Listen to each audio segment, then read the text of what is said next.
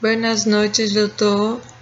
Me chamo Alice de Oliveira Dantas, minha matrícula é 23896. Sou do grupo T2 e vou falar um pouco sobre acidente cerebrovascular de tipo isquêmico.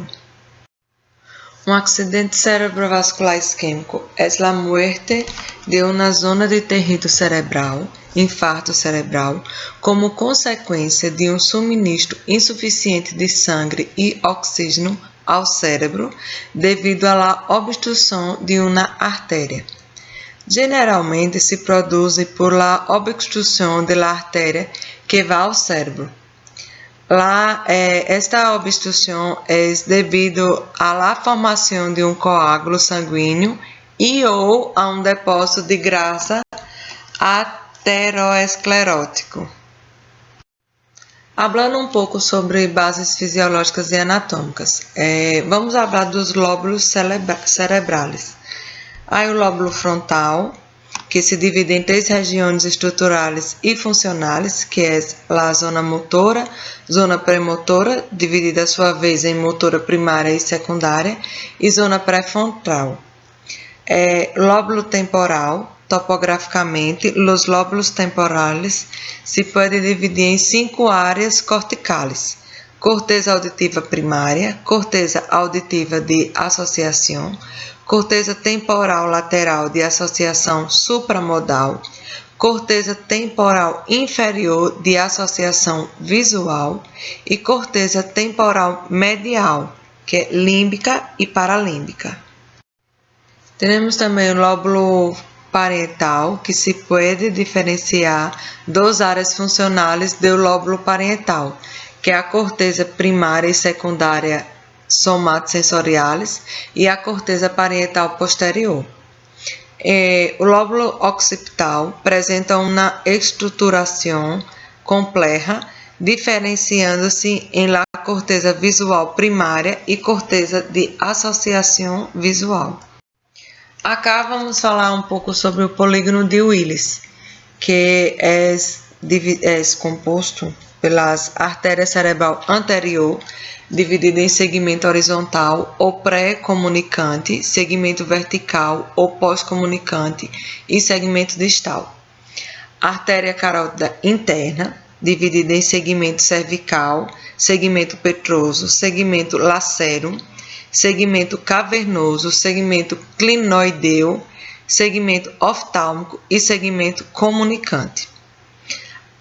Artéria cerebral média, dividida em segmento horizontal, segmento insular, segmento opercular e segmento cortical.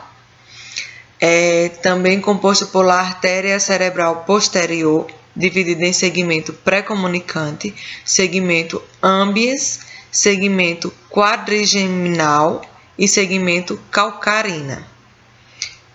Artéria basilar, suas ramas são a artéria cerebelosa anteroinferior e as artérias cerebelosas superiores.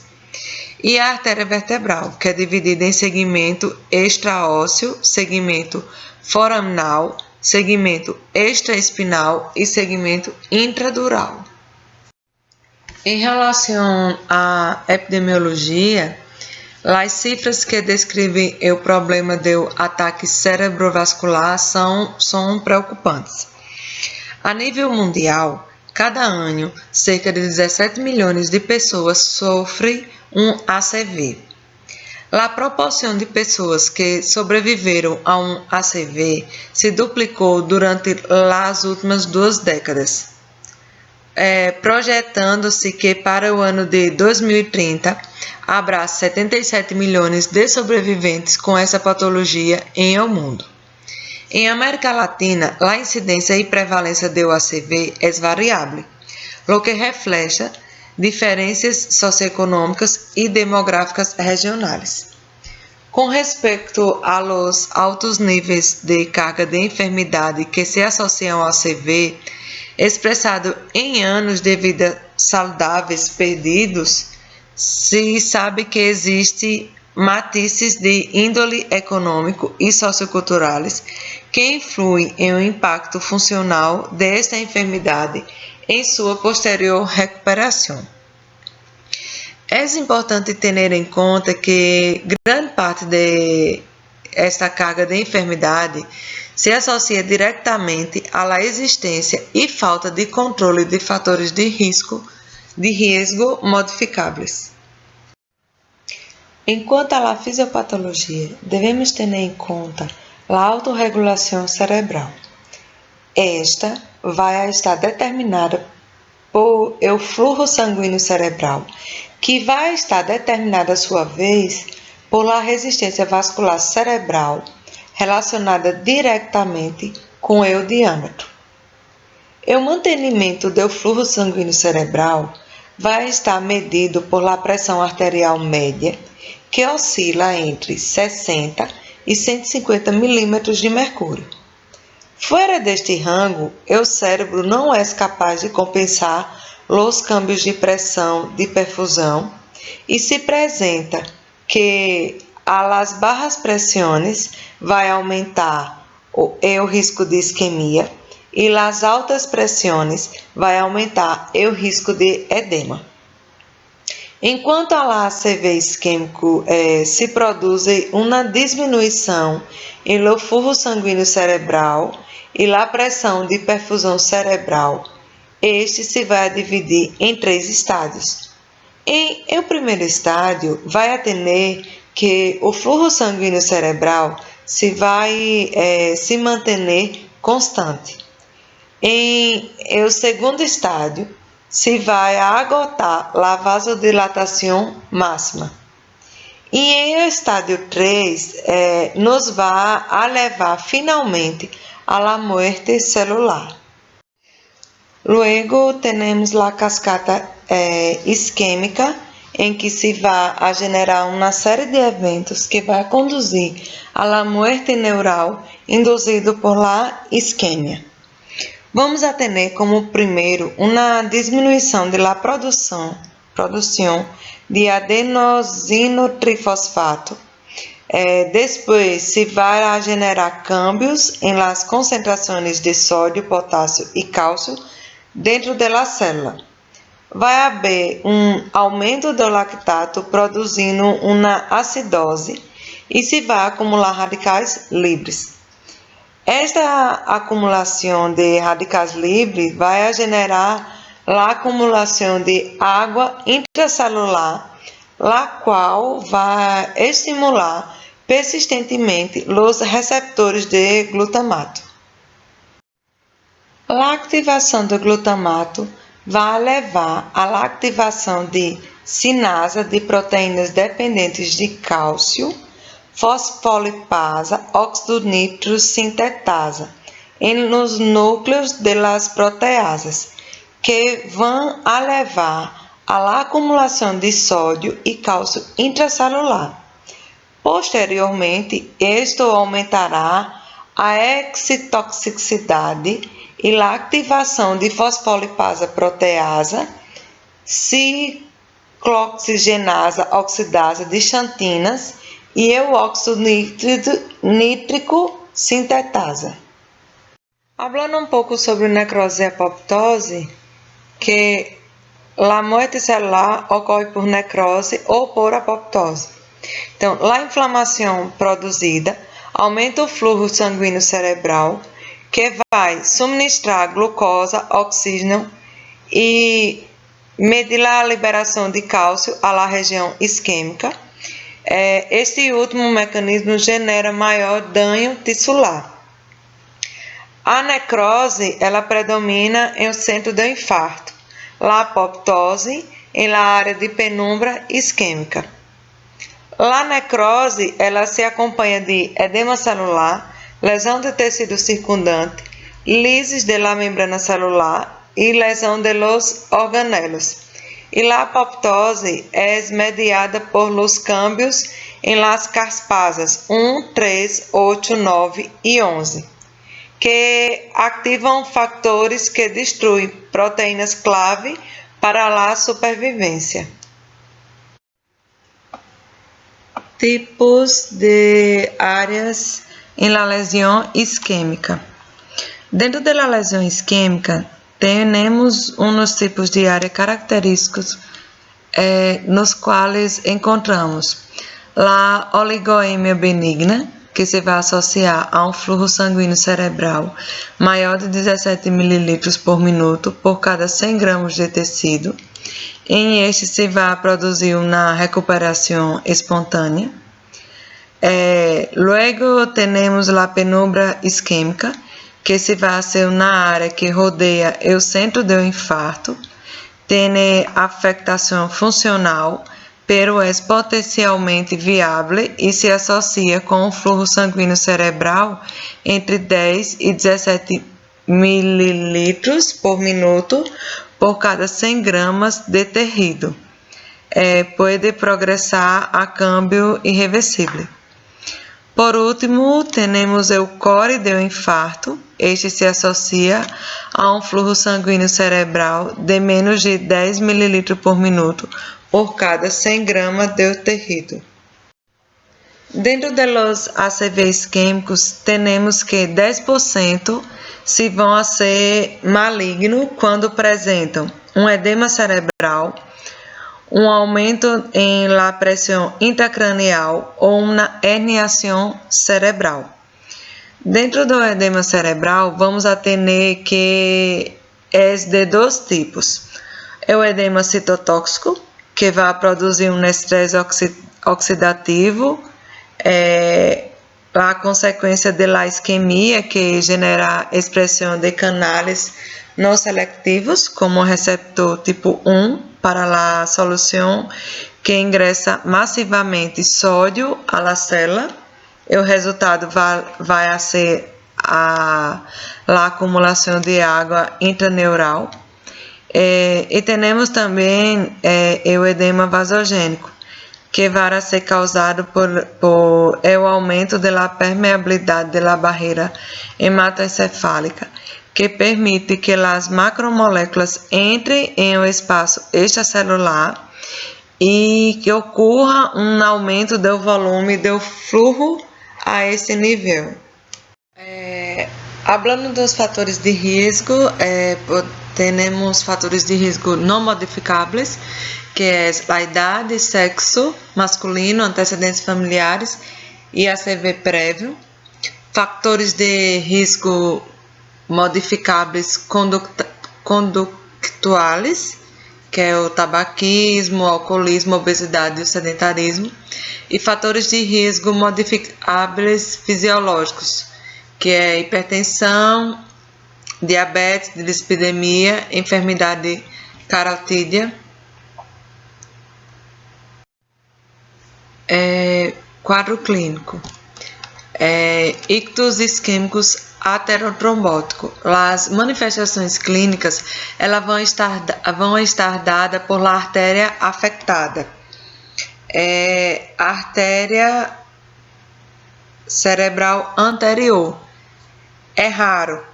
Então, em lo quadro clínico apresenta hemiplegia contralateral, hemihipoestesia contralateral, desviação ocular hacia lesão, bradicinésia, mutismo acinético. Artéria cerebral média, que é a mais frequente. Ocorre hemiplegia contralateral, hemihipoestesia contralateral, afásia, apraxia, desviação ocular hacia a lesão.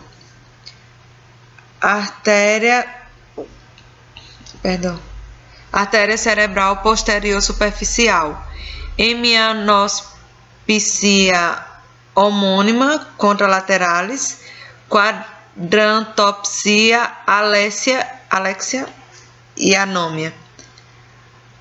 Artéria cerebral posterior profunda, extrapiramidalis, alteração de consciência, oculoplegia, hemiplegia alterna.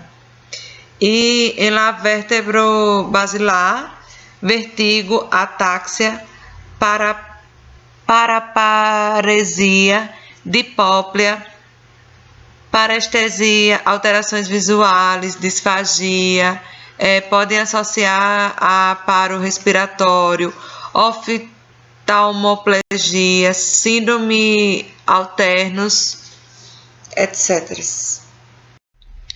Exames complementares. Tomografia do cérebro sem contraste permite confirmar o diagnóstico, precisa a localização do dano, o prognóstico e estabelece um plano de tratamento inicial.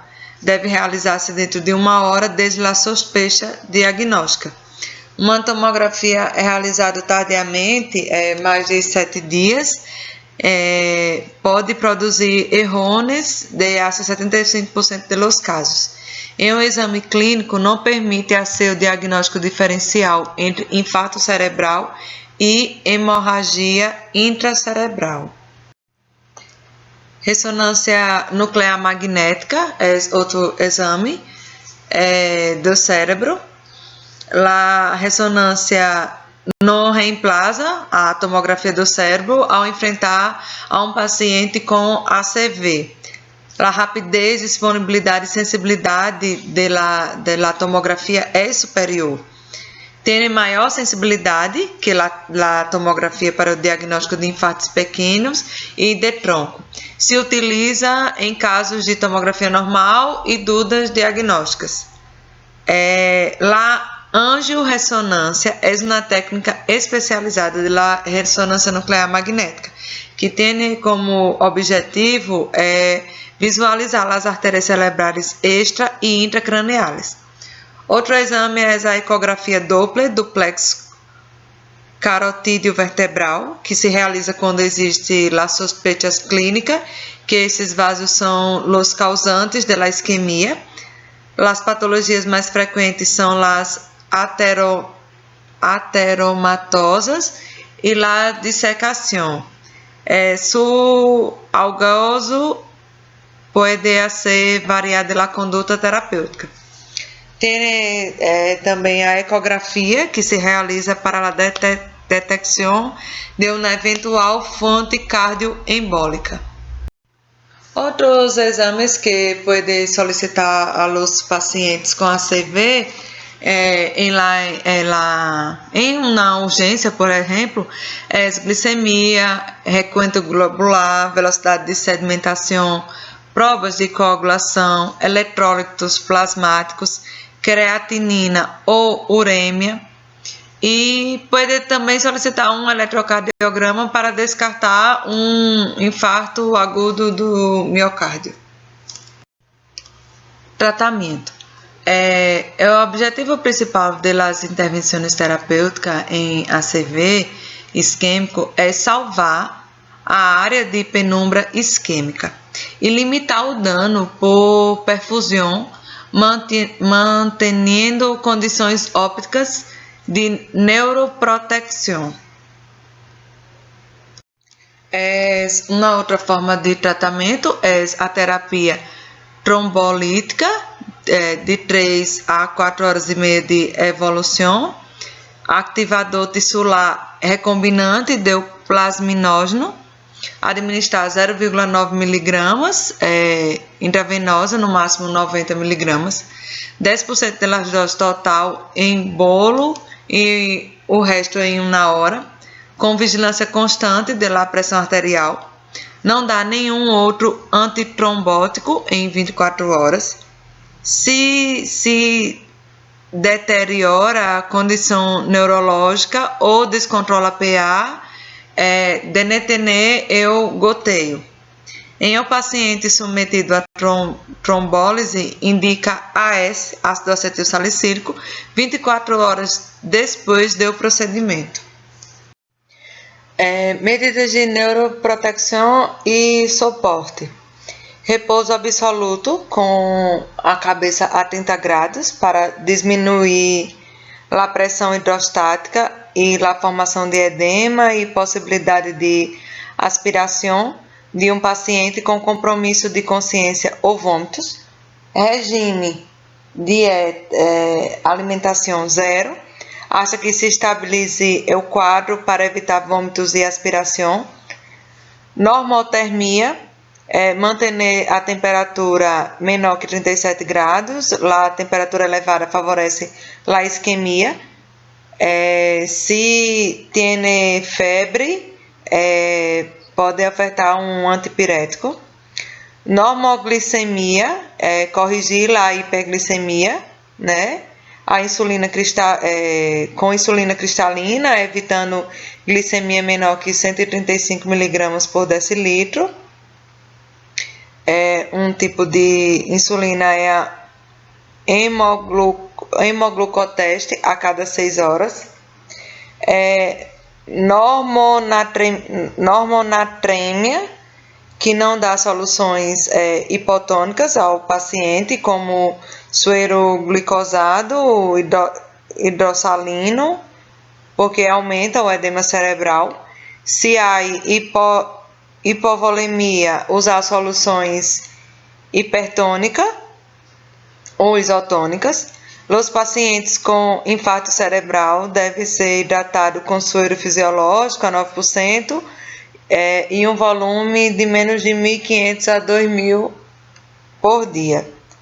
Normotensión, se sugere manter a pressão arterial menor que 140.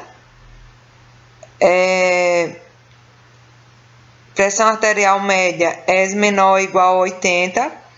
Aí que usar soro fisiológico, 200 ml por hora por 20 minutos, e logo deixá-lo a 100 ml por hora de manutenção.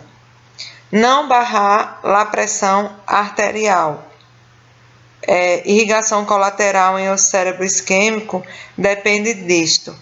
Se barra, só se há hipertensão maligna, isquemia concomitante do miocárdio ou pressão a 185 por 110 milímetros de mercúrio. Em estes casos, se sugere o uso do captopril oral 12,5 a 25 miligramas.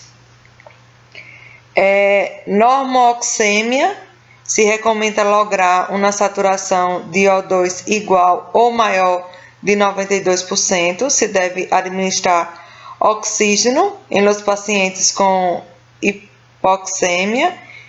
Se há Glasgow menor que 8, se deve intubar. Controle da frequência cardíaca ajuda a diminuir o risco de isquemia cardíaca ou embolo que agrave a condição clínica. E o ácido acetil salicílico para administrar via oral a todos os pacientes com ACV isquêmico agudo, uma vez descartada uma hemorragia intracerebral com uma tomografia de encéfalo, exceto os que se realiza trombólise. Prevenção. Todo paciente com ACV isquêmico deve receber aspirina em doses baixas, mais dipiridamol ou clopidogrel durante ao menos 14 dias depois do início do evento. A terapia antiagregante plaquetária recomendada é ácido acetil salicílico em dose de 100 a 325 mg por dia.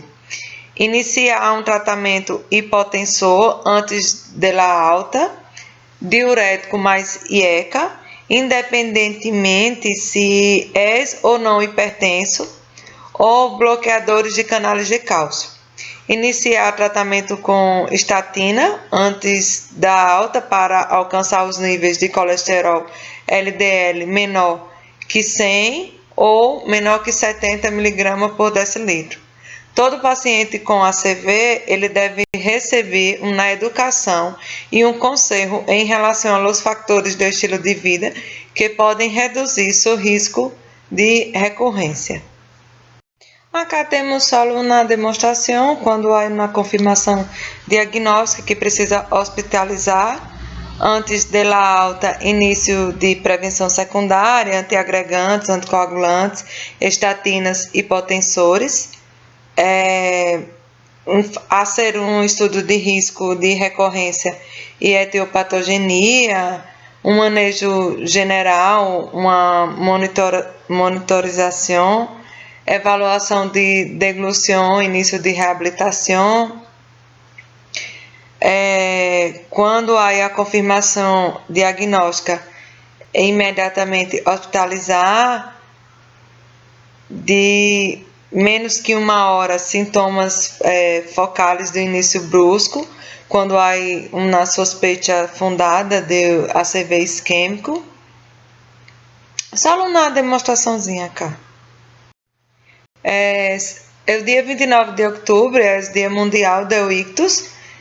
Se controlam os fatores de risco, se pode evitar hasta 80% dos casos, por isso se recomenda levar uma dieta rica e saudável, barra em sal e grama, realizar exercícios moderados, controlar o peso, a pressão arterial, o nível de colesterol e o açúcar no sangue, abandonar o tabaco, consumo moderado de álcool, controlar os pulsos regularmente, se sente palpitações fortes e rápidas, sem haver realizado nenhuma atividade física prévia, é recomendado que vá em busca de um médico. Intervir com rapidez antes dos sintomas é fundamental.